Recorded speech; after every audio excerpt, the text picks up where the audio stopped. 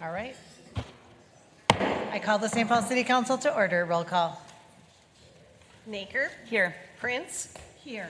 Tolbert. Yang. Here. Ballinger. Here. Jalali. Here. Council President Brenmon. Here. 7 present, no one absent. If you'd like, I invite you to stand and join us for the Pledge of Allegiance. I pledge allegiance to the flag of the United States of America and to the republic for which it stands, one nation, under God, indivisible, with liberty and justice for all. One of these days you're going to fall.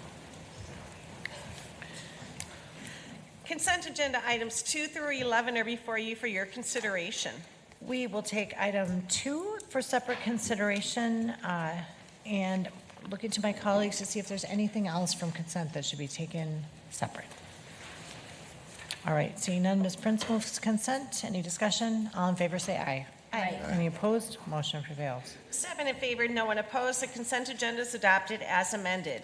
Item number 2 is Resolution 23-1152, authorizing issuance of and awarding the sale of general obligation capital improvement bonds, Series 2023D, and levying a tax for the Series 2023D bonds.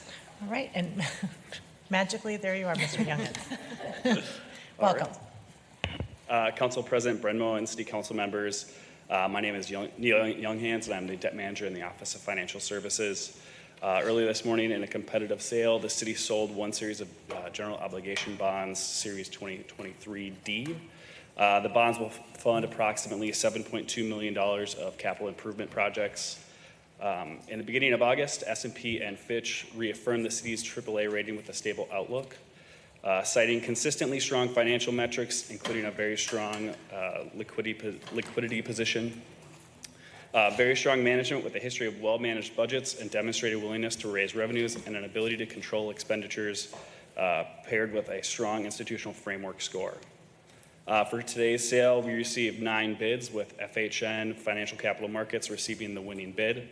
The true interest rate cost was 3.04% for the 10-year term. I want to thank our partners at Baker Tilly and Ballard Spar for accomplishing and finishing this deal. Wonderful. And we have in the record and also in front of us the report from Baker Tilly, so we appreciate that very much. And congratulations, the AAA rating is fantastic.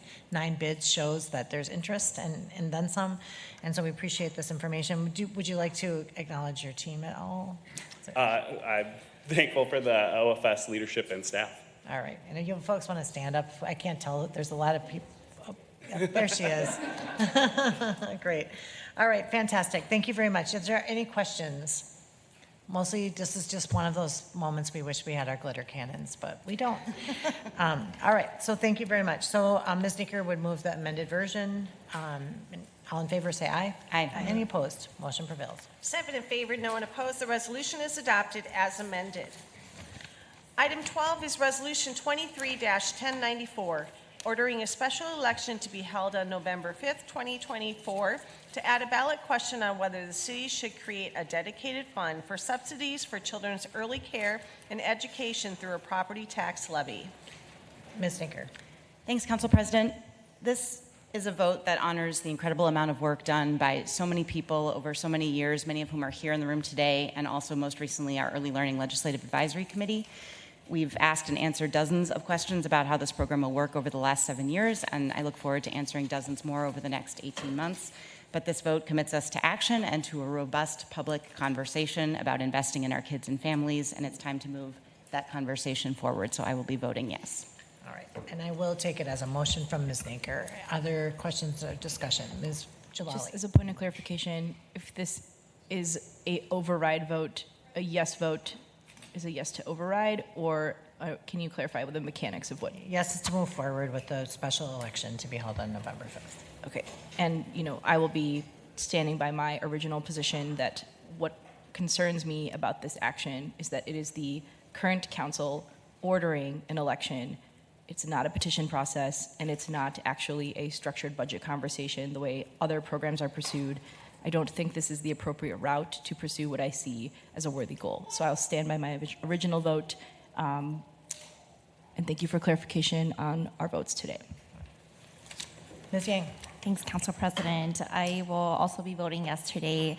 I want to say a huge thank you to all of the community leaders, community organizations, and people-led organizations that have been a part of this work for the past 7 years, and especially in the past 2 weeks, seeing the emails from everybody reaffirming the importance and the need for early learning in our city. It just brings me so much joy. I want to say thank you for your commitment to families.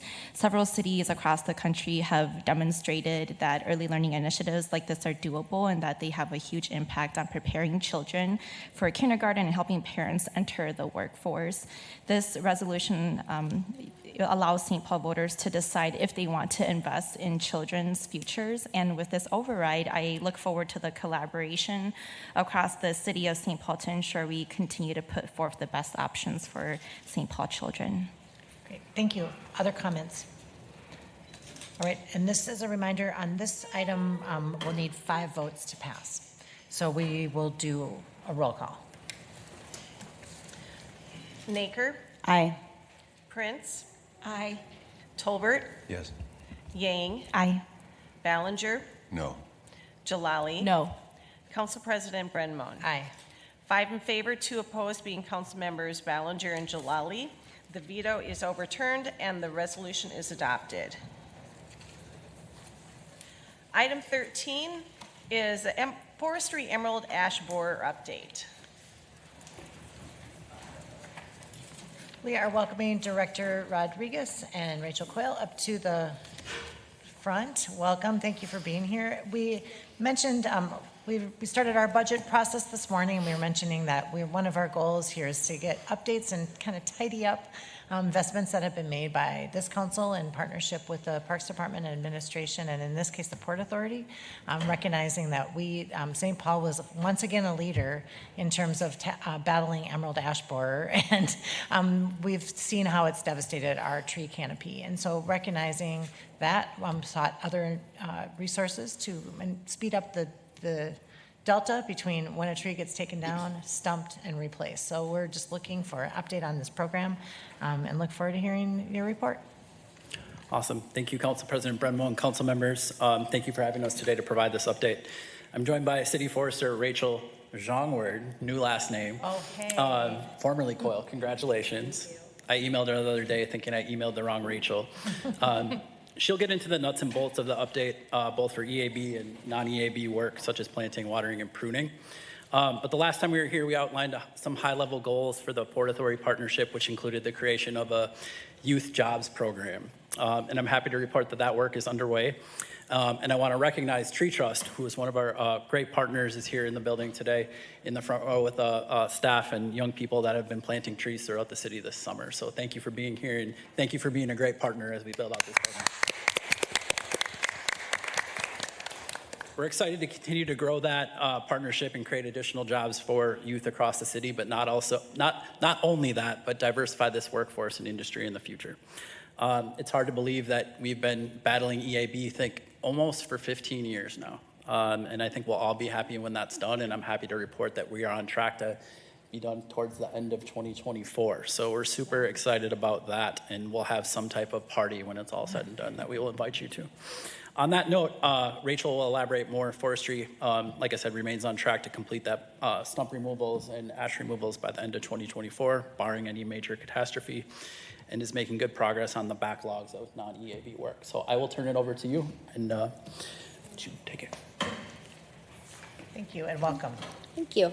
Council President Brenmo and council members.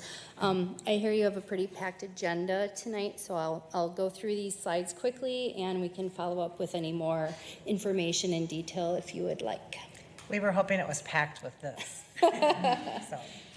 So just to review some of the main goals with the Port Authority funding. So it did begin back in 2021, and then the funding portion really started early in 2022. So some of those goals were to complete removals of ash trees on right-of-ways by the end of 2024, to reduce backlogs in our system for stumps and vacant sites throughout the city. establish or begin establishing a pruning cycle, which we've kind of lost track of through the EAB crisis, and work with Tree Trust as our contractor for the job training program. So for removals, I know there's a lot of numbers here, but again, the goal was to complete ash removals by the end of 2024. We are on track to do that both on the city streets and in parks. In 2024, we will have somewhere around 1,500 right-of-way ash trees to complete removals of, and just 25 park ash trees remaining in the system. That does not include what I'll call fringe areas of parklands, where it's either a path or something adjacent to a managed area. So as we continue to find dead or dying ash trees, we will need to go in and do some removals. However, we have been working on areas, for instance, along Mississippi River Boulevard, in Mounds Park, in Como Park, Phelan Park, where there's, kind of large tracts of wooded area adjacent to the managed areas. For our stump removal program, as you can see, we are removing a lot of stumps every year. In 2022, we increased our capacity to do that work by putting out a new RFB for a master contract, and so we do have 4 contractors doing stump removal under one master contract, and we also have another contract for stump restoration work. So we're kind of increasing capacity as much as possible to get as many stumps out every year as we can. So in 2022, you can see we removed all of the 2022 stumps from the EAB structured removal program. So where we're removing blocks of ash trees, we quickly sent contractors out and completed those stumps. In 2023, this year we'll have all of the 2023 stumps removed from those removals. I believe that we already have all of the lists out for those stumps. So we completed the last removals last week. We had a few streets we had to get back to. There's a few things like hawk nests that you can't do removals during the summer, so we have to go back and do them later in the summer. Those lists are already out to contractors to get completed. In 2024, our goal is to remove all of the stumps from 2024. So we'll begin removals early in the year. Stump removal typically starts around April, May timeframe, just based on the weather conditions, and we should be able to get those stumps done really quickly. We also are doing citywide districts, so just stumps from the backlogs of other trees that are coming out in the system. And looks like in 2022 we worked in 4 or 5 different districts, 5, 6, 14, started on District 3. This year we're doing a handful more, and we'll continue to do that. The goal then would be to go back in 2025 after we've been through every district once and kind of do a sweep of all of those districts for trees that were removed after 2021. So barring any unforeseeable event, catastrophic event that is, a huge storm or something that sets us back, we're on track to resume an annual program in 2026. For our planting program, we did in 2022, we completed the 2021 structured removal blocks. So anything we removed, ash trees we removed in 2021, those have been replanted. And that was a little bit of a lag where we were just starting the program and increasing our capacity for tree planting. Tree Trust started in the fall of last year with a small number of trees. So now that we're more into that program, which I'll talk about later, we have increased capacity further. But in 22, we planted a little over 4,300 trees, and This year, we are set to plant a bit over 5,000 trees. Next year, our goal is a little over 6,100. That's, working with Tree Trust and our other planting contractor. And then in 2025, the goal would be around 6,000 trees. The majority of the street trees are planted via our forestry contracts. However, other trees are planted either through private development, parks construction projects, a very limited number via our forestry permit, which homeowners or residents are able to apply for and plant a tree more quickly in front of their home or property, and in parks. So, and we are planting in parks as well. It looks like we've planted since 2021 roughly 1,000 trees throughout the park system. Ms. Naker. Thanks, Council President. I just want to point out and applaud you on exceeding your goals for replanting this year. I think that's phenomenal. I'm just curious about the capacity to make sure that we're taking care of the new trees that have been planted. I've heard from a couple of constituents concerned about watering, and I would love to hear your thoughts on whether our capacity is able to keep up with the care of the trees as well, or whether we need public help with that too. I have slides on it, so I can get to it then, and then we can kind of go through that if that's okay. But we do mention that later. For the jobs program with Tree Trust, they were selected through an RFP process, I believe in 2022, early 22. The contract is a multi-year, a tiered program, so that and the goal is to establish a youth employment pipeline to the city. Last fall, we did have a kind of a late kickoff, but they did get 120 trees planted. This spring, we planted 392 trees, and this fall, we have the remainder of that 1,000. And next year, the goal is 2,140 trees to be planted by 54 participants. The funding for this program we're going to need additional funding beyond 2024 to continue the program. I just did want to mention that we did apply for a U.S. Forest Service grant through the Inflation Reduction Act earlier this spring, and we requested a $5 million grant to continue funding this program for several years. I think we will find out in October if we are going to get an award through that. So to answer one of your questions, Council Member Naker, with pruning, we are continuing to prune trees on a complaint basis. We're prioritizing block stop signs, trees that are, touching houses, that are potentially rubbing on roofs and whatnot. Really what I would like to say is that structural pruning, which is kind of formative pruning of young trees to really get a good structure, and maintenance pruning are arguably like the most important thing for an urban forestry program. However, there's always like these priorities like EAB that comes up and it puts everything on hold. Unfortunately, that's kind of where we are right now with EAB and with our pruning program. However, we did prune 3,000 trees last year, and that was just my doing a search of our inventory. So I'm sure we did more. That was just what we had, noted in our work order system.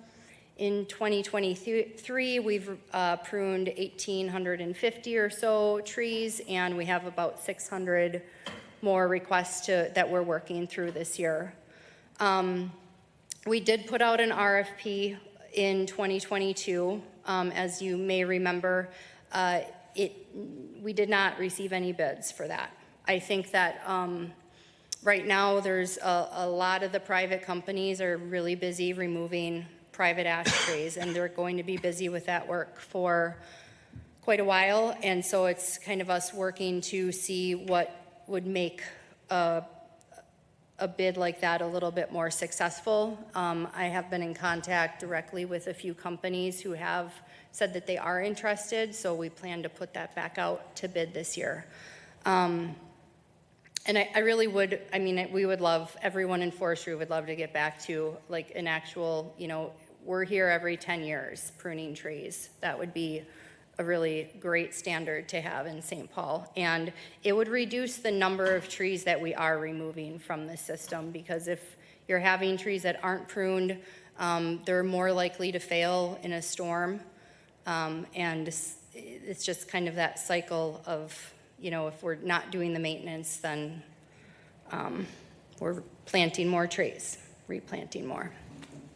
For tree watering, we're in the third year of a drought. According to the Minnesota DNR, the drought in 2021 was the most severe in the state since 1988. Unfortunately, it seems like a trend that is just kind of starting to stay, and not just one that's, you know, every few years or so. So it is the third year. It is impacting young, unestablished trees as well as mature trees. You're probably seeing oak trees that are dying in the park system. That's a multitude of factors, and unfortunately, the drought is impacting larger trees at this point. Trees are watered a variety of ways in St. Paul. Our planting contractors have a warranty for all trees, and so they are required to keep those trees growing and alive, and it's not just like, let's wait and see. Our contractor, our main contractor, is very good about, if we send them a list, like, these trees aren't getting watered because they aren't adjacent to a property, can you please make sure that it's on your normal watering? They have, I think the last we spoke, they had 3 trucks out that were working regularly in St. Paul just watering our trees. Tree Trust is also watering the trees that they're planting on city streets for us, and they have a regular watering cycle. We have staff that are watering, that have been watering full-time throughout the summer in parks, so places that we've planted trees for volunteer programs or projects. You know, some of the parks downtown, like Mears Park, where we put quite a bit of funding into tree replacement there, so we are watering in those areas. Ms. Jalali. I just have a very simple question, Sure. because I'm new to understanding just the mechanics of how this works. So in maintaining our urban canopy, and we talk about watering, and you say we don't have the capacity, can you help me understand what that means? Is it that we don't have like budget for staff time for people to have the hours to do the work? Is it like certain equipment? Is it something else? Like when we say we don't have capacity to maintain our trees, can you help me understand what that means so that we can think about that as we go into the budget? Sure. Yep. Specifically for tree watering, it's kind of all of the above. We did recently get a contract for watering, and it's going to be for a small number of trees this year. And that was the first time that we put a contract out so we could actually get a per tree cost and give us an idea of what it would cost to do a larger scale watering. If we were to, in 2024, put a contract out for watering of the 3 previous years, so say you want to water trees for the first 3 years to get them established, because you really need to do that in order to get the root system established, it would cost $955,000 or somewhere around there. So it is a large expense. At the same time, just increasing internal capacity to do so, that does mean more staff, it means more equipment. We've had really big issues with supply chain.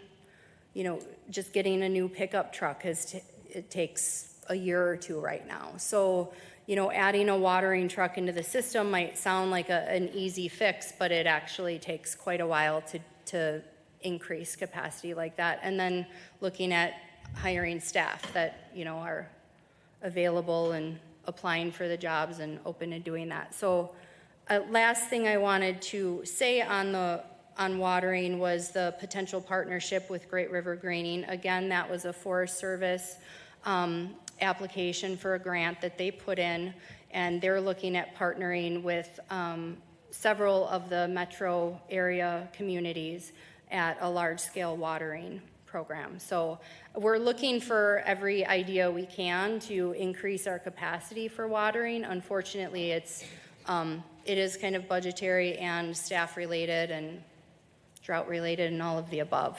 So, Thank you. I know you want to get through the rest of your presentation. I just want to say I appreciate you taking the second to explain that, because urban canopy, as I'm sure we all understand here, is an important climate crisis mitigation strategy. I hear from my constituents who live in places where we have a really disproportionate amount of just surface parking lots that create heat traps, and the urban heat island that even when trees do go in, we don't have resources to keep them up.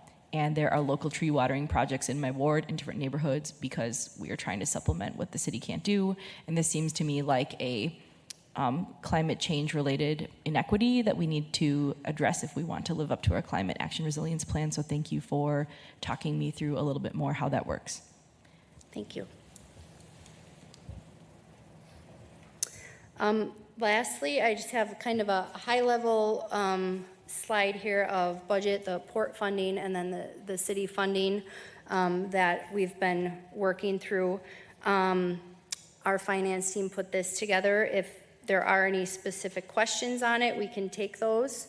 Otherwise, Andy was going to close out with some future considerations. Thank you very much. Thank you, Rachel.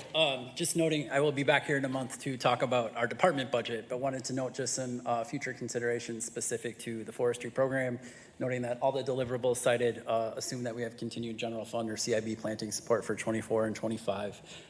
Storm impacts, I don't have to talk about our weather dynamics and how that's shifted over the last couple of years. We had a pretty severe storm a couple months ago that derailed EAB for about 2 months. We had to divert all of our resources to that cleanup. So those things happen, but contingency funds to handle storm management is a very important piece. And then decision points for future budgets due to the sunsetting of the Port Authority budget. So the jobs program is only funded through 2024, looking at different grant options and other opportunities outside of the city that may help support that work to keep it going into the future. And then the removal of stump planting timeline, additional general fund support would be needed there, and then just continuing to reestablish our 15-year trim cycle as well. So those are all things that we can talk about in my department presentation as well when I'm back in a month's time. Great. Any questions or thoughts? Mr. Tolbert. I just want to take a moment to thank Parks and Forestry, especially you, Ms. Coyle, or Genre. thank you, I got to get used to it too. It's hard. for all the work on this. Obviously, you guys are delivering above what the goals were, and that's wonderful. But I think the thing that maybe the general public doesn't fully appreciate, I'm sure my colleagues do because of the nature of things, but taking down trees is about one of the worst things that I think we have to do as a city. Obviously, none of us want to do it. I've had to have a lot of neighborhood conversations with folks about the dangers of ash borer, how they hollow out the trees, and how big, having seen the destruction of cars of ash borer trees fall down, it's a really difficult conversation. But at the same time, and especially since I did get a new tree and was out there every night at 11 o'clock at night watering it like it was a baby, I can understand why people get very connected to their trees and feel very passionate and protective about their trees.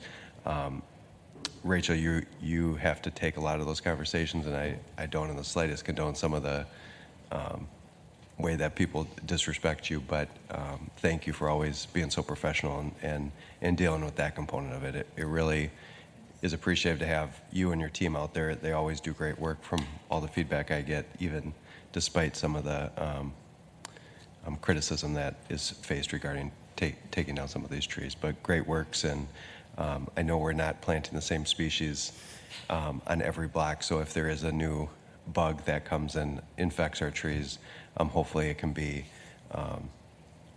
any removals that need to happen are on a more minimal basis and not a street-wide basis. So thank you for that, and we appreciate your team. Ms. Yang. Thank you. I also want to say thank you to Director Rodriguez, Rachel, to all our city staff, and also a shout out to Tree Trust folks. Thank you for coming out to today's meeting.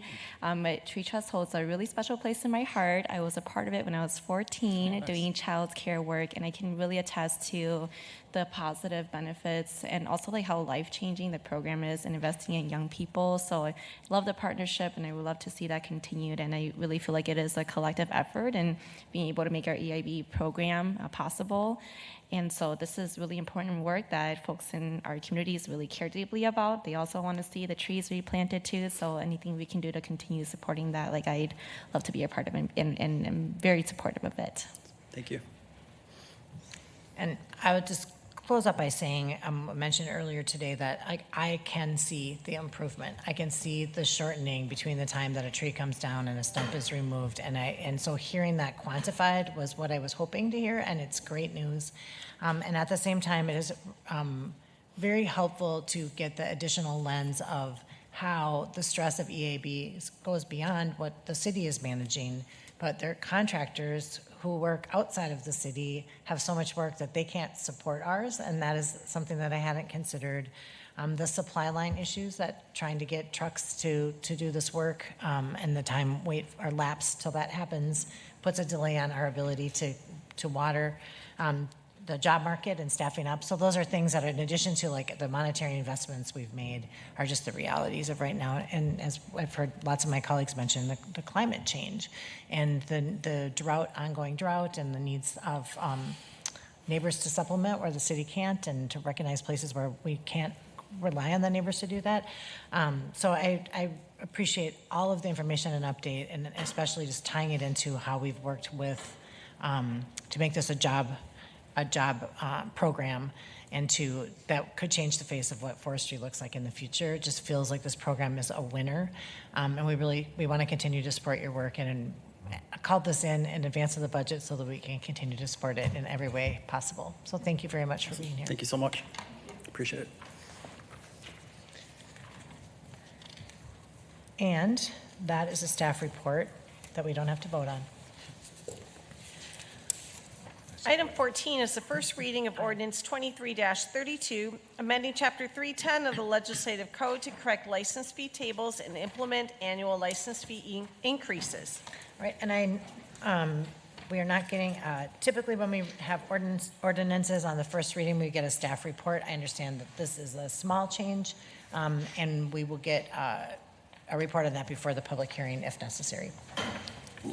The ordinance is laid over to August 23rd for second reading public hearing. Item 15 is first reading of ordinance 23-38, amending sections 411.01 and 411.04 of the Legislative Code to remove a reference to previously removed consent requirements and remove the requirement for a prospective licensee to provide off-street parking. And it looks like Mr. Najelic, Deputy Director Najelic, is in the house to give us a quick staff report on item 15. Thank you, Council President and council members. Thank you for the opportunity to speak to you today. I want to first start with singing the praise of your investment and commitment to trees.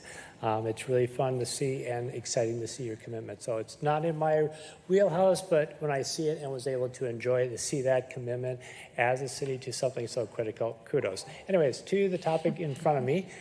Before you is what we consider housekeeping amendments to Chapter 411 on regards to last year, you removed the consent requirement for entertainment type licenses. We forgot to take out the exemption clause that goes with it. So if you don't have a consent requirement, you don't need an exemption clause. So that's the first housekeeping so that was removed last year. This is just a housekeeping saying the exemption clause has no valid anymore because there's no consent requirement. The second portion deals with, and yourselves have dealt with this recently in regards to Groveland Tap and that, with the change in the zoning code around parking, we are looking to adjust the licensing code to reflect the council's direction in regards to that. So we're going through the licensing code and noting where there are parking requirements, which should have been taken care of when we did the zoning code changes. So this we see as a housekeeping measure to match the licensing code to the zoning code around parking requirements. So therefore, we consider both of these housekeeping, and I can stand for any questions. Thank you. Well, I appreciate your being here, and I have a question. I know that there are businesses throughout the city that have conditions applied to their permit that require off-street parking. And I just want to be clear that in an area that I represent that has lots of auto repair shops, I want to make sure that where we have that as a requirement of a license, that we don't blanket remove it without looking at the context around each of those establishments, many of which are right in residential neighborhoods. So is this going forward, or are we looking backwards and removing license conditions? Thank you, Council President, for that question, because that question's come up a number of times, and you will have, hopefully in the next couple of months, those items before you. One is we're going through the entire licensing code, looking for any parking references. Fortunately, there are not many, so we won't have to do much ordinance amendment. But as you pointed out, there are a number of license conditions on licensed businesses. In order for any license condition to be removed, they need to come before yourself. So just rest assured that we are going to try to blanket, so bringing a large number before you on a regular basis, because each one has to be individually considered by yourself to remove a condition. We do not have the authority. As the legislative body, you have the authority to remove conditions. We do not. So each of those license conditions where we have a parking requirement, we will be packaging them so they sort of match up. So bringing them in by license type, so auto repair or liquor and that. So that way you have a similar body of business coming before you, so we can ensure the consistency and equity across the city in regards to licensing types. But those will be coming before you. We're currently working with the city attorney's office to ensure that we can package it well, but we will be bringing those forward for your consideration. All right, I appreciate that, because generally I fully support the change in our parking requirements. I think it opened up the door for lots of businesses.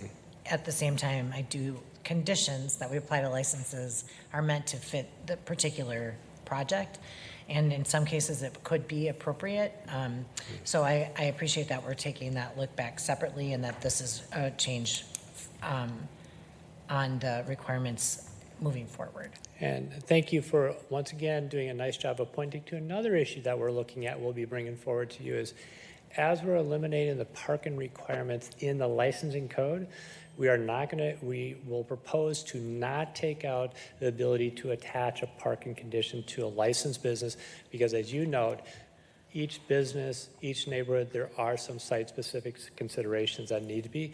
So that's working with the city attorney's office to get the right language crafted, that it's really gives the business entrepreneur a clear understanding, gives the community a clear understanding of where that conversation may lie, but not making a blanket approach to it. So that is sort of careful language we're trying to craft, but still give yourselves the authority where necessary to have parking requirement for businesses. Okay, great. I appreciate that. Thank you. Are there other questions for Mr. Najelic? All right, thank you very much. We will hold a public hearing on this item next week. Yes, the ordinance is laid over to August 23rd for second reading public hearing.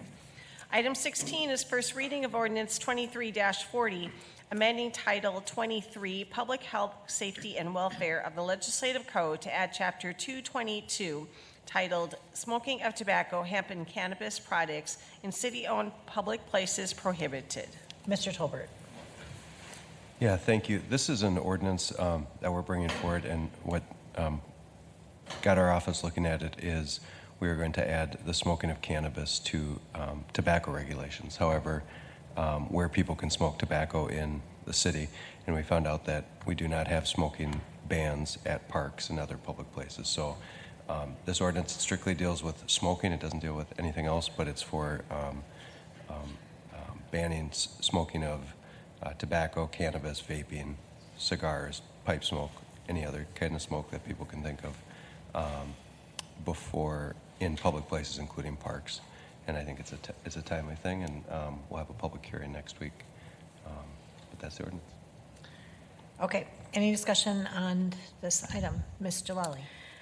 Thank you. So I want to just start with this conversation, which is an evolving policy area for our city, with an acknowledgement that I understand the intention, the general desired outcome of this proposed ordinance as mitigating needless tobacco and potentially cannabis smoke in places in our city where I can understand we should all reasonably support not allowing it, like playgrounds or at the public pool or a library or a rec center, or places where children primarily are trying to exist and play and access programs, etc. The issue that I have with the language in this first version is that under this current proposed ordinance draft, based on the language I'm reading, you would not be able to smoke cannabis legally, virtually anywhere in the city unless you own and live in a single family home as your own property, if you can afford a backyard or have access to that. The language in particular that I have an issue with says city-controlled public places. As used in this section, city-controlled public places includes all areas contained within the city's boundaries, owned, leased, managed, rented, contracted, or otherwise controlled by the city of St. Paul. So this is far-reaching language that would be sweeping in effect to all different types of parks facilities, some of which meet that youth-oriented nature that I described, some of which don't. It could extend to the public right-of-way, to sidewalks, and just all kinds of places where right now we actually don't have a ordinance of any nature that specifies anything about what's allowed. I think that this is undermining the intent of the legislature in wanting to legalize this substance so that we can take a step forward on racial equity and actually not criminalize or penalize people needlessly for that. The additional reason that I am concerned is that under the new state law, as I've been looking into this, smoking cannabis is actually prohibited in common areas of rental apartment buildings, and currently renters, so if you rent your home, which is half, if not a majority of their city, you, starting in March 2025, cannot smoke or vape cannabis or marijuana starting in the following year. So until then, landlords can decide whether to prohibit it. So I actually learned that our state law is going to make it illegal for renters to smoke a legal substance in their home, but if you're in a single-family residence, that's allowed. This concerns me because a majority of our residents are living in rental apartment homes. They're in limbo in this first year of the law, subject to what their landlord decides, and they generally won't have accessible public space access under this proposed ordinance, like they're building sidewalk, potentially a parking lot, any number of public parks or spaces. And then there's just our residents who travel through the public right-of-way as a part of daily life. The other reasons why I'm concerned about what we're looking at here is that historically, as we all know, cannabis law design and enforcement has been racially discriminatory. This proposed policy as currently written absolutely stands to perpetuate that problem by going further than even the Ramsey County ordinance that extends to its public spaces, creating a petty misdemeanor penalty for violations. I have serious questions about the impacts on people who might, under this current penalty, face up to a $300 fine. If you can't pay that fine, it will go on your record as a conviction. It could get recorded on a background check, which could be used as a basis to deny somebody employment or housing. These offenses can remain on your record forever unless you pay at least an amount I learned today, $305 to get it expunged and have the time or resources to go through that process, which can sometimes be a 6 to 9 month process.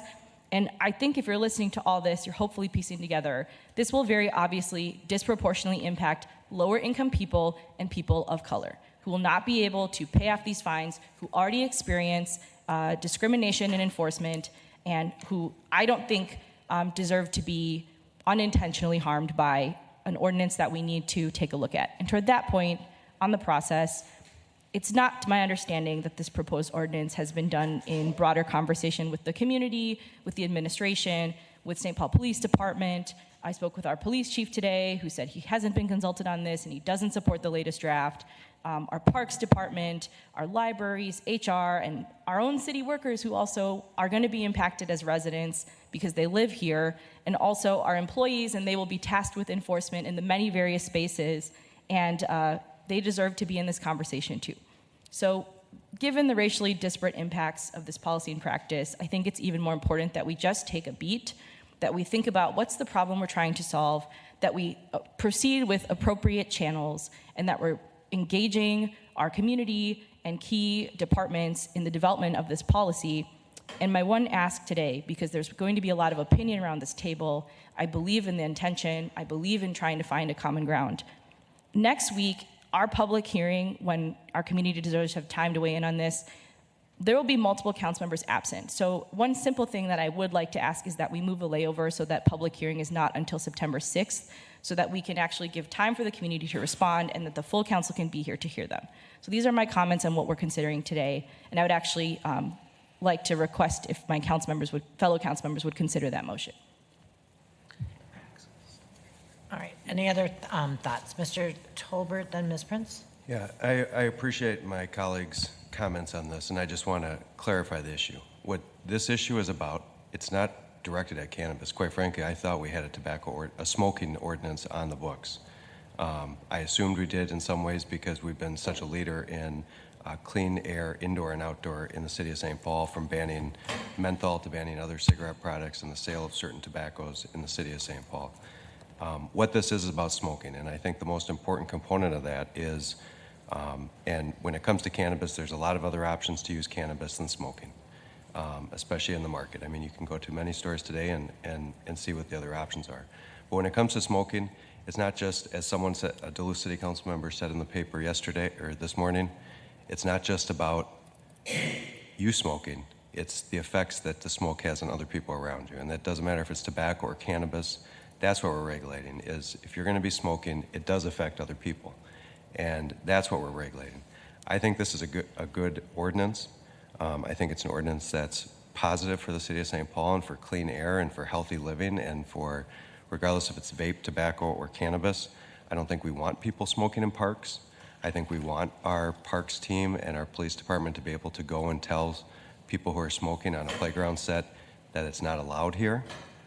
It is a petty misdemeanor, I should note, which is a very minimal, it's very, very low level, but it's required if you're going to have an ordinance like this to have some sort of penalty. And I will say, and I've heard back, if the mayor's office of Councilmember Jalali or others have issues with this, I am open and welcome to amendments. And if you want to tell me or bring an amendment forward of where you want people to smoke on public property, bring that amendment forward, and I'm open to that. Great, thank you. Ms. Prince and then Ms. Jalali. Yeah, I appreciate both the fact that Councilmember Tolbert brought this in so quickly, because I do think it's important that we clarify where smoking is allowed and that smoking is smoking is smoking. But I also, I do appreciate the more nuanced thinking about it that Ms. Jalali brought forward. One thing I did notice about the Duluth ordinance is that they do permit smoking on the public right-of-way. So streets and sidewalks would be allowed. And the other thing I wanted to say is this, you know, when we had our presentation about what the state passed, it was so overwhelming. And there's so much that needs to be figured out about how this is going to move forward. So, but that's why I really do appreciate that you took quick action to clarify a certain thing that I think is very important. Also, because I'm going to be out next week, I would support the suggestion that we set the public hearing in early September. And Ms. Jalali. Well, I appreciate that, and I appreciate the clarifications made by Councilmember Tolbert, and also thank you, Councilmember Prince, for considering and supporting a layover. I actually, to the point that Councilmember Tolbert made, it's my understanding we do have park regulations that prohibit tobacco in a lot of the areas that we're trying to address. So I just name that to say, I think that we want time so that we can look at what isn't covered, how can we address the goals, how can we make sure we don't single out cannabis, how can we make sure that people can use substance that is now legal in public spaces, which they also pay for, in a way that doesn't conflict with the other ways people want to use those public spaces. All the facilities that our city is responsible for maintaining are not the same. There's just different kinds of spaces, and I want to take the time with our community to get this right. So I welcome the continued conversation from here, and with that, I would move a layover to at least September 6th, or any other comments. Thank you. Ms. Naker. Thanks, Council President. I'll support the motion for a layover. I think it makes sense for all of us to be here and to hear the public comments. I just want to point out, though, that I think the fact that a substance is legal does not mean that it can be used anywhere and at any time. I think liquor is a primary example of this. So I think as we're considering what to do in this new space, and in some cases this old space, I share Councilmember Tolbert's astonishment that we don't have any kind of prohibition on public smoking, given our commitment to clean air and healthy living, and especially protecting our children. I do think we need to remember that we do have regulations even on legal products. Other thoughts? And I guess I would just say this is a situation, once again, where the ability to assess an administrative fine would have been nice. We have one tool, and that's a petty misdemeanor in this case, and not the ability to do administrative fines, which could be retooled, and we do not have that capacity. And I also will support a layover till September 6th. I too would like to be here for that conversation, and I appreciate the questions being brought up. I agree also that we don't allow consumption of alcohol on streets, sidewalks, or anywhere in a park, and I think this is similar. It gives us an enforcement tool. Doesn't mean we have to take it to the nth degree, but makes it clear what you can do and what you can't do on city property. And finally, I would just say the legislature passed this in April of this year, and this conversation has been initiated. The council requested participation in committees or commissions, work groups that were talking about how we are going to move forward. We're not included in that, and therefore we are left on August 1st with no tools in our toolbox but to move forward with an ordinance that gets 3 readings under our process, and there's an opportunity to amend and change and improve what's been presented to us. So I appreciate the initiative. I appreciate the thought behind this, and while I do support a layover, I do intend to support some prohibition that clarifies that smoking is smoking is smoking, and that we want to make sure that our public spaces are places where everybody feels like they are comfortable to hang out. Other thoughts before we lay this? I would look to Mr. Tolbert this on a motion to September 6th as a friendly amendment. Or as friendly, okay, so there's a motion from Ms. Jalali to lay the matter over to September 6th, I believe.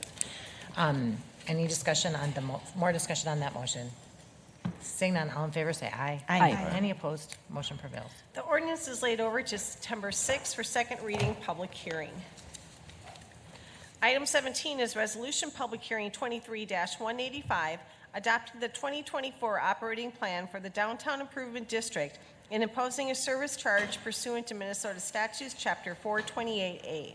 And if memory serves, this public hearing needed to be laid over while our real estate department had a chance to recalibrate after some shifts. So this is a public hearing if there's anyone here to speak on this item, although we did take testimony at that time. Seeing none, Ms. Sneaker moves to close the public hearing and approve. All in favor say aye. Aye. As amended. I am so sorry. No. I need to move a 3-week layover of this item as well. I'm sorry for not getting that earlier. There were some technical changes that needed to be made, and I'd like to move to close the public hearing and lay the matter over to September 6th. All right, so Ms. Nager moves to close the public hearing and lay the matter over till September 6th. Thanks for the clarification. Very The sorry. finger up made me think we were just all systems go.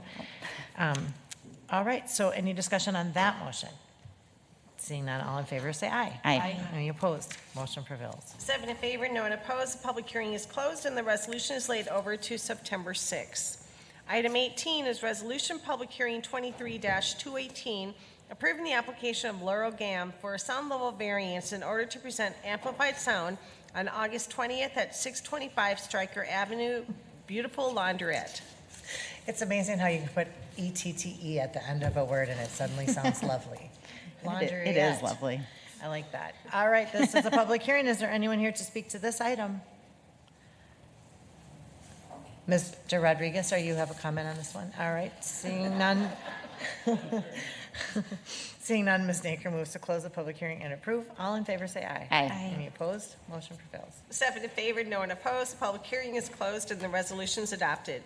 Item 19 is Resolution Public Hearing 23-219, approving the application of the Minnesota United FC for a sound level variance in order to present amplified sound on Sunday, August 27th for the MNUFC versus Seattle game, and on Wednesday, August 30th for the MNUFC versus Colorado game within the street and beer garden area at Allianz Field, 400 Snelling Avenue North. Starting to feel a little bit like product placement, you know? Yeah. All right, this is a public hearing. Is there anyone here to speak to this item? Seeing none, Mr. Ballinger moves to close the public hearing and approve. All in favor say aye. Aye. Any opposed? Motion prevails. 7 in favor, no one opposed. The public hearing is closed and the resolution is adopted. Item 20 is Resolution Public Hearing 23-221, approving the application of Friends of Rebecca Naker for a sound level variance in order to present amplified sound on September 24th at Park Castillo, 149 Cesar Chavez Street. And Ms. Naker will recuse herself from this vote for obvious reasons. This is a public hearing. Is there anyone here to speak to this item? Seeing none, Ms. Jalali moves to close the public hearing and approve. All in favor say aye. Aye. Any opposed? Motion prevails. 6 in favor, no one opposed. The public hearing is closed and the resolution is adopted.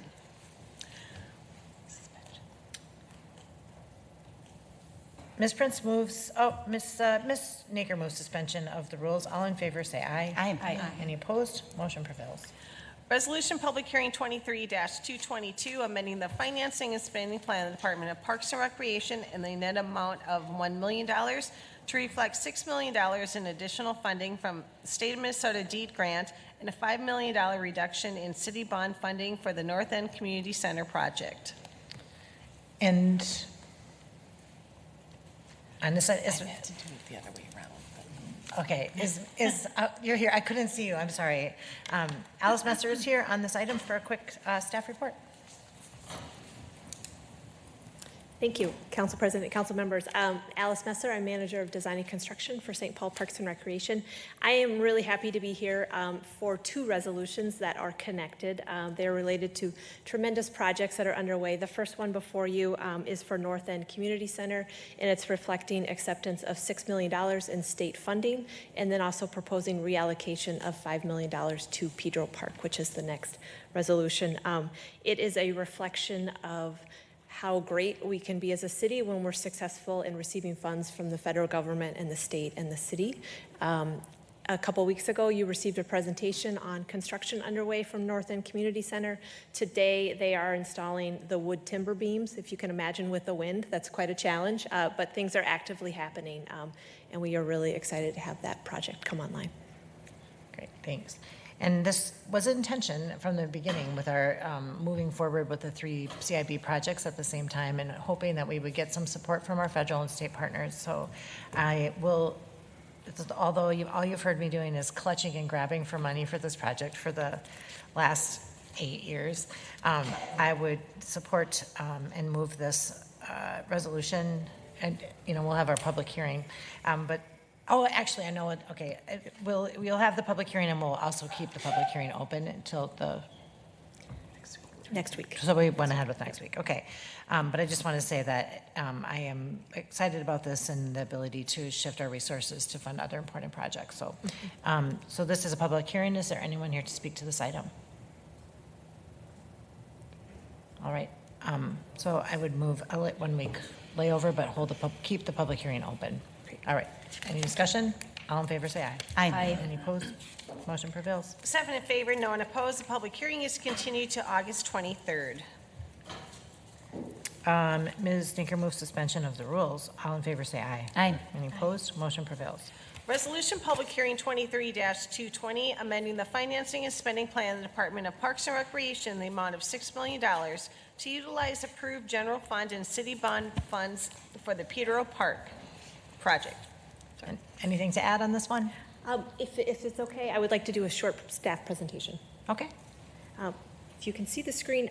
First, I'm really happy to be here. We have been talking about Pedro Park for the last 17 years, and this is a really important day for this project. I would like to acknowledge Michael John Peace and Julie Prince, as well as John Ferry here in the audience for their continued support and engagement on this project. I also want to thank Friends of Pedro Park and the residents who have cared for the urban flower field for the last 5 years. The intention of that space was an interim park space, and the success is a reflection of their care and activation of that. So with that, I will transition to the slideshow. I want to spend a little bit of time on the project background. This started back in 2006 when the Fitzgerald Park Precinct Plan was approved, and it identified a need for park space in downtown. In 2009, the Pedro family donated the land, which is the first piece of parkland that is making that vision come to fruition. In 2011, we started the first design advisory committee. We engaged the community to figure out what do we want this parkland to be. And then in 2014, we went to the CIB committee and asked for about $1.5 million to be able to bring that vision to life. Unfortunately, we were not successful in those funds, and Urban Flower Field came into the space. In 2017, the Public Safety Annex Building, or the PSA, was put out on the market for proposals to see what could happen for that space that didn't serve a city function anymore. In 2018 and 19, the Housing and Redevelopment Authority entered into tentative developer status with the Ackerberg Group, and there was a potential partnership of the sale proceeds plus city funds going into construction of Pedro Park. But unfortunately, that was withdrawn in 2021. So in 2021, a Pedro Park neighborhood group was formed. They worked for about a year, put together a report, and their recommendations were to take action on the Public Safety Annex Building, that we need to invest into this space, which included community fundraising, and also establish Friends of Pedro Park. And then if we fast forward to today, 2023, the Public Safety Annex Building has been demolished. Those of you who have been by the space, you will see a flat space waiting for park to come. So if we were to go back to 2010 with the original land of 0.45 acres, you can see downtown population in 2010 was just under 7,000 people within a half mile, which we would anticipate as being the service area.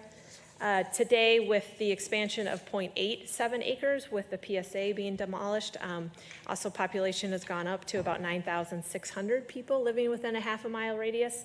And then the Met Council also is looking at projection forecast with an additional 35,000 residents coming into St. Paul in 2040 and increasing employment by about 30%. So thinking about the need for this green space downtown is only going to continue to increase.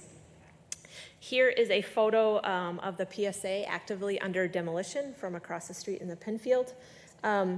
Knowing that this building was coming down, the Parks Department engaged in a design exercise again with the community to figure out what do we want this expanded space to be, knowing we needed to work backwards from that long-range vision for an interim park. This was the concept that was selected by the community March of 2023 of this year. The plan as of a few weeks ago was to work towards building this interim park space. We were thinking about what are the critical needs for an interim park, thinking about lighting, benches, a water source for the active gardeners. And as we started to put these prices together, the anticipated cost for this interim plan is about $800,000. And there are also some logistics of trying to work in such a tight space in downtown and thinking about what design elements could be retained. So if we come back to where we are today with this resolution, the request before you is to request $5 million from the North End project, as well as an additional $1 million in general funds reallocated for a total of $6 million to go into full park construction for Pedro Park in lieu of an interim park condition. The anticipated project schedule would be looking at having the budget established here in August, September.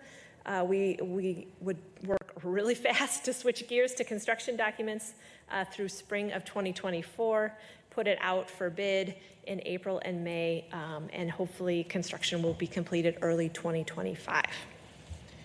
Ms. Messer, you said this clearly, but I just want to make sure I heard. So we decided none of the interim business, just go straight to the project.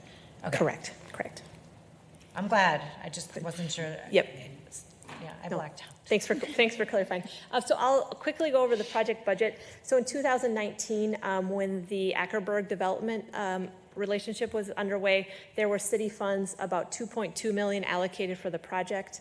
In 2019, that was adjusted or reduced by 1.7, which left a balance of about $500,000 in CIB funds. Through the dialogues and design processes since 2019, we've spent about $417,000, which leaves a budget of about $85,000 from the 2019 city funds. We have accepted Parkland dedication funds, CDBG funds already for thinking towards the interim park design. But then again, the resolution before you is to accept an additional $6 million to move towards construction of the park. That puts us at about $6.5 million. The vision of the park that you saw is an $8 million park. Our commitment for private fundraising is about $1.5 million, and Michael John will talk about that in partnership with the Parks Conservancy. But in the next slides, you'll start to see some design features that we've identified that could be added as partners and private funding are brought forward. So that would brings us to the $8 million budget. Here's a rendering that starts to highlight those items that could be added as private fundraising comes online. The splash pad, different types of seating, the play area, and then the shelter. I'll quickly go through these images so you can get excited about what is coming. This is if you're standing at the corner of Robert and 10th Street looking into the park. This is looking down 10th Street. You start to see the streetscape and how people can enter at different levels. Here's some images of the open lawn and the play area in the background. This is if you are standing on Minnesota looking back, so that surface parking lot that remains, ways to treat that and engage that edge is an important design characteristic. I will also note if any surface lots change, we will be considering expansion. At this point, this is the land that we have, and we feel like it's important to build that space out. If you're going down Robert Street, here's a view from that side, and then again a focus on the green lawn, thinking about residents that live downtown and have limited green space. The shelter as a place for shade and some structure in the park, different seating areas. This play area, very interactive, more artistic idea, and then that wall on the backdrop, again, is really intentional, thinking about screening those surface parking lots that exist right now, and then future expansion when those lots become available for expansion. Again, some more images, and then off-leash dog park area. That was a really high priority for the community, and thinking about ways to accommodate pets. So with that, I am happy to answer any questions. Are there questions? I guess I ankled this before, but I'm glad. I'm always pleased to hear the common sense, like retooling when resources become available. It's like, yeah, this would be great if we actually needed an interim project, but we don't, and it's just throwing money after nothing. And I also appreciated your carefully chosen wording around if the parking spaces become available. This park is fantastic just the way it is, and I don't like being held over a barrel in terms of acquiring more land. And if it becomes available and it is reasonable, that makes sense to me. But if it doesn't, it looks great. So I'm excited. I'm finally excited about Pedro Park. I'm glad that we're moving forward and retooling quickly. So thank you. Ms. Naker. Thanks, Council President. I'll save the bulk of my comments till after the public hearing, but I've been excited about this for a long time, and I'm really, really grateful to you, Ms. Messer, for all of your work, and to Director Rodriguez, but it's been a journey. You've not only had to do the design, but you've had to do the design again, and then you've had to do the design again, and you've had to keep people engaged in a process that they could easily have gotten tired of without your constant enthusiasm and faith, so thank you. Thank you. Thanks.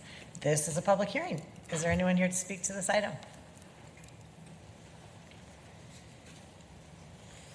Thank you, Council President and Council members. Come on up, Julie. I'm Michael John Peace from the St. Paul Parks Conservancy, and Julie Prince, President of Friends of Pedro Park. The Conservancy is serving as the fiscal sponsor for Friends of Pedro Park, and we've been working really closely with a great steering committee from the community for a $1.5 million capital campaign of private investment.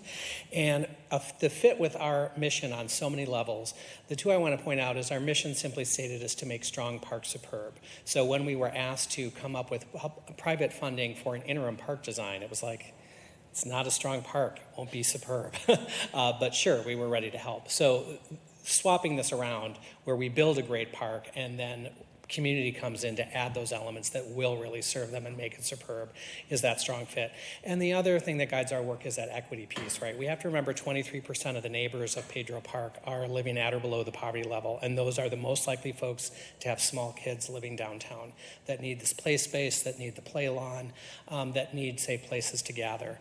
So this is incredibly exciting. And so as we look at the naming opportunities and the grant opportunities, we've got grants already teed up. I spoke today with corporate contractor for the city that's very excited about having already worked on this space and is ready to come to play with us to help achieve the goal. So it's going to be a lift for this community to do this, but it's such a beautiful vision. It's going to be such a jewel.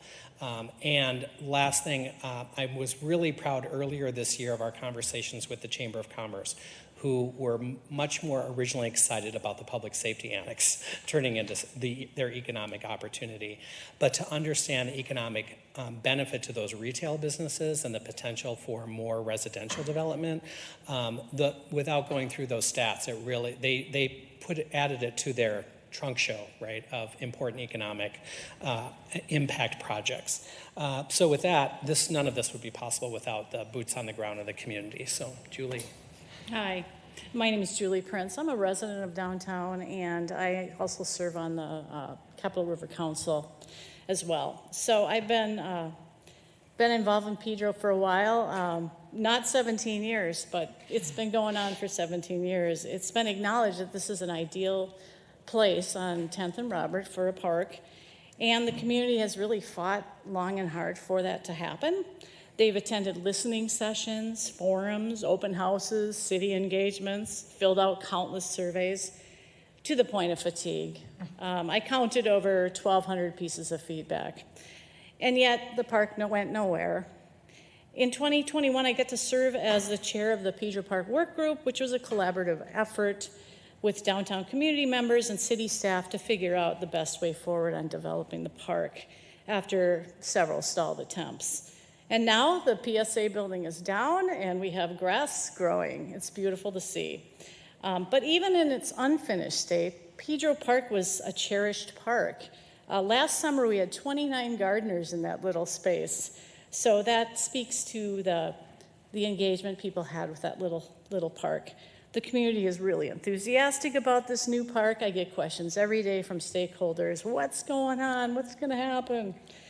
So we, as Michael John mentioned, we established the Friends of Pedro Park, and we've got an engaged group of people willing to get their boots on the ground and start doing some private fundraising. So we're looking forward to that. And maybe there's a future park bench with your name on it. Just consider it. Parks serve as a backyard to residents, and we're on our valuable community gathering areas. And let's not forget about providing a meeting place for the many, many downtown dogs. I don't think Alice's statistics showed how many dogs are downtown, but there are a lot. But I want to thank Councilmember Naker for your support and championship during this process, and for really listening to the community. So much appreciated. And I urge you all to vote yes for this funding. Thank you. Thank you. And Michael John, before you go away, I just want to acknowledge your support and work on the previous budget item, the North End Community Center. We are so fortunate to have you working in partnership with all the different friend organizations and advancing our parks funding priorities.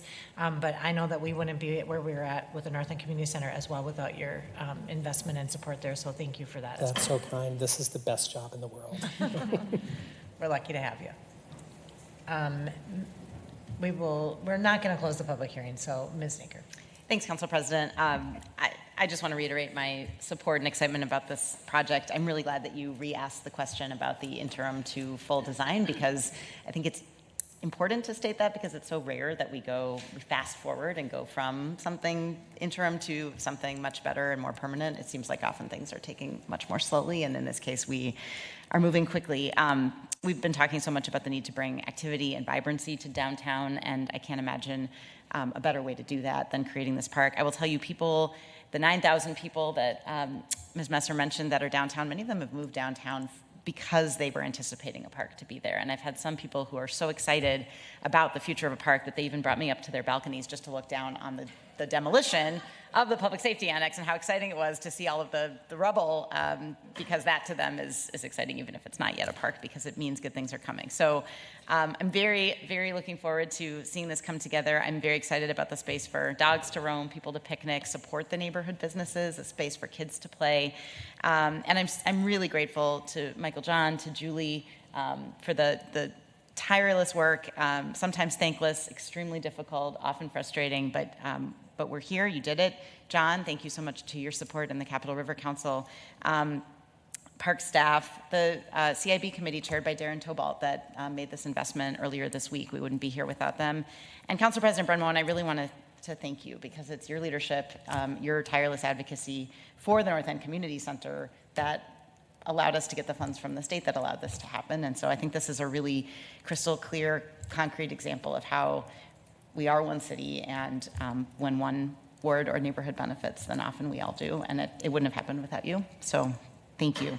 And finally, thank you to all the community members who, despite the 11,000 pieces of feedback, never lost faith with us. It does take a village to raise a child, and it takes a village to support a park. And hearing the support that's been here demonstrated here today, and also all the support that I know already exists in the community, I think this brand new baby park is already really set up to succeed and thrive. So I look forward to it.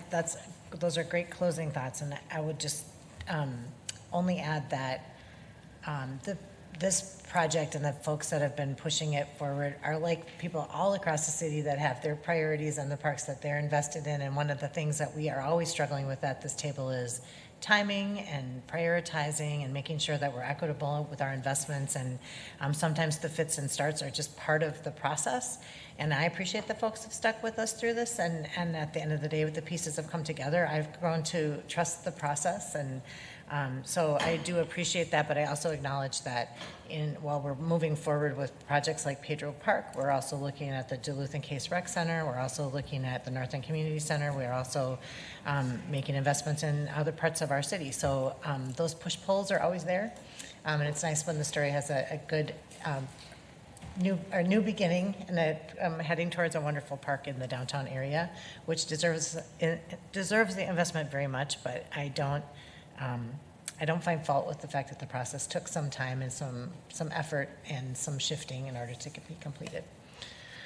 So and we, again, on this item, we will lay that, hold open the public hearing and lay the item over for 1 week per Ms. Sneaker. Any discussion on that motion?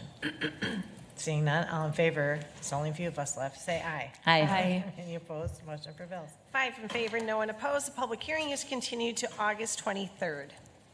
Item 21 is RLH RR 23-18, fourth making finding on the appealed substantial abatement ordered for 318 Edmund Avenue in Council File RLH RR 21-11. Ms. Mormon. Council President, I am asking that this file be laid over to September 27th. All right. Public hearing closed. All right, so there's a recommendation from the legislative hearing officer to lay that matter over till September 27th. Yes. Mr. Ballinger moves the recommendation? Yes. All right. Any discussion? Seeing none, all in favor say aye. Aye. Any opposed? Motion prevails. 5 in favor, no one opposed. The resolution is laid over to September 27th. Legislative hearing consent agenda items 22 through 26 are before you for your consideration. Ms. Mormon. Council President, I'm not aware of anyone to testify on another legislative hearing item. All right, so we are taking the remaining items on our agenda 22 through 26. If anyone's here to speak to items 22, 23, 24, 25, or 26, this is your public hearing. Seeing none, Ms. Yang moves to close the public hearings and approve as amended. All in favor say aye. Aye. Any opposed? Motion prevails. 5 in favor, no one opposed. The public hearings are closed and the consent agenda is adopted as amended. Brings us to the end of our agenda items. Does anyone have news or announcements from the wards or around the city to share? Ms. Yang. I wanted to share a reminder that there's still 1 week left to submit St. Paul Business Award nominations. Nominations close on Wednesday, August 23rd, and the applications close on Friday, August 25th.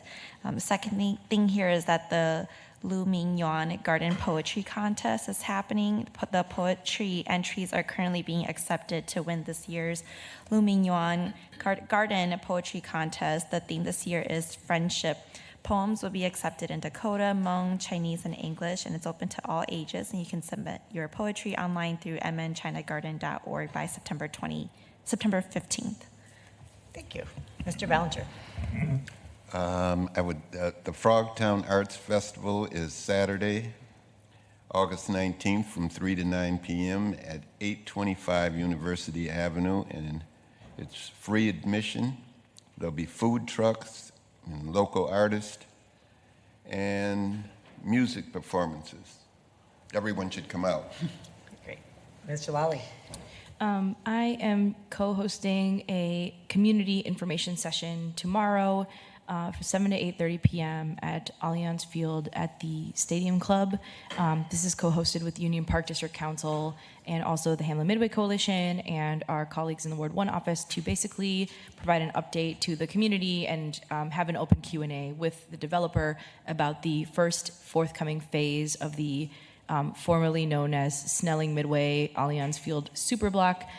The project is United Village, and so that is the first phase of that development, and I really welcome, it's completely open to the public. Anybody interested in the development, not just neighbors, is welcome to attend. So tomorrow, 7 to 8:30 p.m., check our office page if you want to know the information, but hope to see you there. Thank you.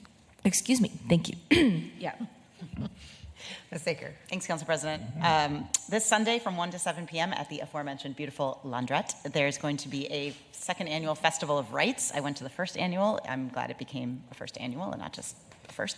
Anyway, and from 1 to 5, there will be organizations tabling. You can get free comprehensive immigration screenings, advice from immigration attorneys. There will be a food truck, activities for kids from 5 to 7 p.m. There's music from Malamanya and more food trucks, and I'll be there. So I hope everybody can come out. That sounds great. I know we're usually announcing things that are in the future, but I do just want to give a nod to last Saturday's Rice Larpenter Alliance Summer Block Party. I think this is like the 5th or 6th event that we've had. It was fantastic, the best one yet. So, I mean, the day was glorious. There was no reason to not get out and do all the fun things in St. Paul, which people were doing. But there was free haircuts for kids. There was the parks folks were there. The water board or water utility was there. Regional Water Services. A great shop called Namaste that I got some great earrings at. I mean, it was just like so much fun stuff, and a band playing that Wolubski sponsored. Just people with huge smiles on their face enjoying that intersection where 3 cities come together in one neighborhood, and each passing year feels more and more like we're building that sense of neighborhood and place in that location, and less just a kind of forgotten crossroads. So wonderful and joyful event this weekend, and hat tip to former legislative aide Kim O'Brien, who's executive director at Regional Rice and Larpenter Alliance, just for pulling off a great event with Musicant Group. It was fantastic, and it was it was so much fun. So next time, we should announce it before it happens instead of after, but hat tip to the great event. All right, anything else before us today? All right, seeing none, we're adjourned.